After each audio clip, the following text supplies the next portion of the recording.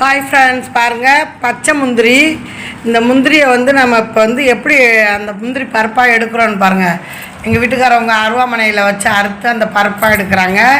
இதுக்கப்புறம் ஒரு தோலி இருக்குது, அந்த தோலியும் நம்ம எடுத்துகிட்டு தான் சமைக்கணும். முந்திரி பருப்பில் சூப்பராக ஒரு டேஸ்டியான சமையல் இன்றைக்கி வீடியோ வரும், பெரிய வீடியோ பாருங்கள். இப்போ பச்சை முந்திரியை கையில் இது மாதிரி கவர் போட்டுக்கிட்டு நம்ம அருவாமனையில் வெட்டி எடுத்துக்கிட்டு இந்த மாதிரி ரெண்டாக வெட்டி எடுத்துக்கிறணும். வெட்டி எடுத்தாச்சு. அப்புறமே பருப்பாக எடுத்து இப்போ போடுறாங்க பாருங்கள். அதுலேயும் தோலி இருக்கும். இந்த இடத்துல பருப்பாக எடுத்து போட்டிருக்காங்க. இதுலேயும் தோலியை உரிச்சுக்கிறணும். உரிச்சா இது மாதிரி நம்மளுக்கு சுத்தமான ஒரு முந்திரி பருப்பு, பச்சை முந்திரி பருப்பு கிடச்சிரும்.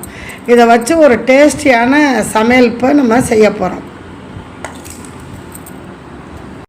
பச்சை முந்திரி கொண்டு வந்தாங்க பார்த்தீங்களா, அதை நம்ம அருவாமனையில் அறுத்து பருப்பாக எடுத்துக்கிட்டேன் பாருங்கள். எவ்வளோ சூப்பராக இருக்கும் பாருங்க பருப்பு. இதை சமைக்கும் போது நல்லா டேஸ்ட்டாக இருக்கும். பச்சை முந்திரி பருப்பு சமையல் தான் இன்றைக்கி. இது பிரியாணி போட்டாலும் நல்லாயிருக்கும்.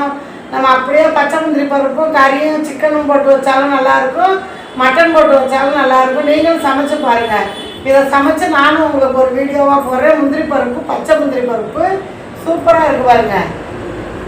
இந்த ஓகே ஃப்ரெண்ட்ஸ், இந்த வீடியோ பிடிச்சிருந்தா லைக் பண்ணி, ஷேர் பண்ணி, சப்ஸ்கிரைப் பண்ணுங்கள். மறக்காமல் நம்ம வீடியோவுக்கு ஒரு லைக் கொடுத்துருங்க.